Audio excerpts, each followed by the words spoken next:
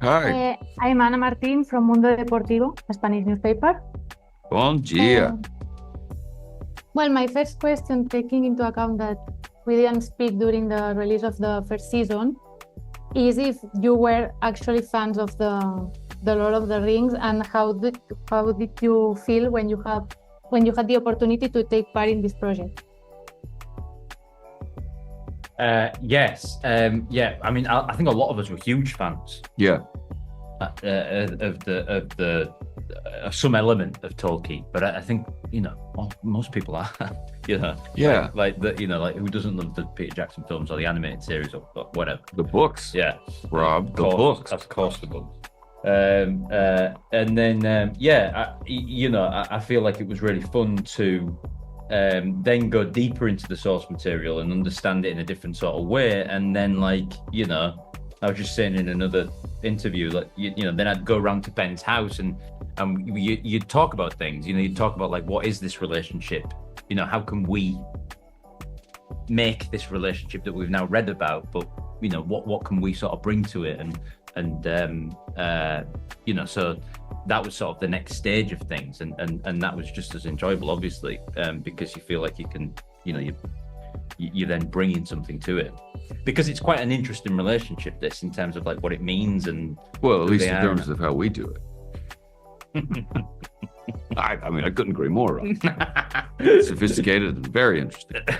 I came to it, I wasn't as familiar. I mean, at that time, I was familiar with the books of the Third Age and, my characters, that guy from that song.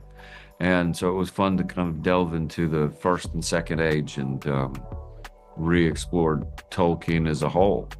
You made a decision on his parentage, where he comes from? You made that? Yes and no. I mean, there's an obvious, I think there's a clearer, cleaner trajectory of it, but also I like the mysterious, nebulous nature of where he came from and what he's capable of and what his experience is. Because, I mean, his lineage is largely sad and happenstance. He's only king because everybody else died. Yeah. And then lives his childhood in seclusion with very little experience and a surrogate father.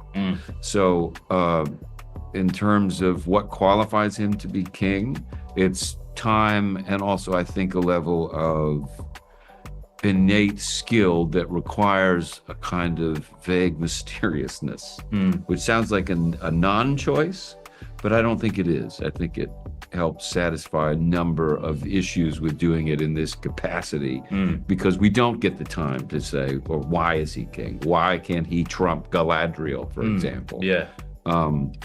Sorry, we've gone on a tangent. No, actually, my next question was if you had read about the lore and the background, and I. Well, yes. I mean, we argue about it all the time. Yeah. Basically, yes. And both Elrond and Gil-galad both appear in the movies of the Lord of the Rings. Well, Gil-galad barely. Gil-galad very briefly, yeah. Exactly. Yeah. But have you felt any pressure, taking into account how the fandom is in that sense? I mean, comparisons, you know what I mean? You haven't heard this one in a while. Pressure is how you make a diamond, man. The pressure is a good thing.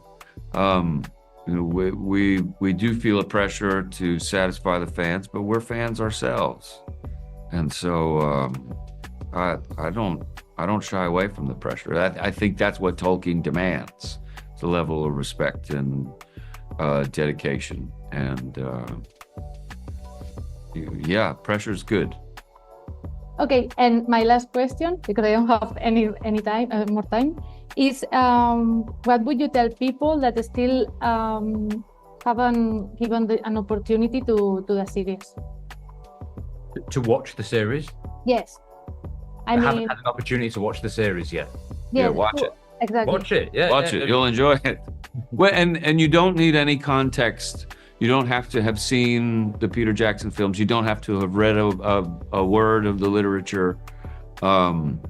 It's kind of the perfect gateway to Tolkien. And if we've done our jobs well, once you see it, you'll want to read the books. Okay, so thank you so much.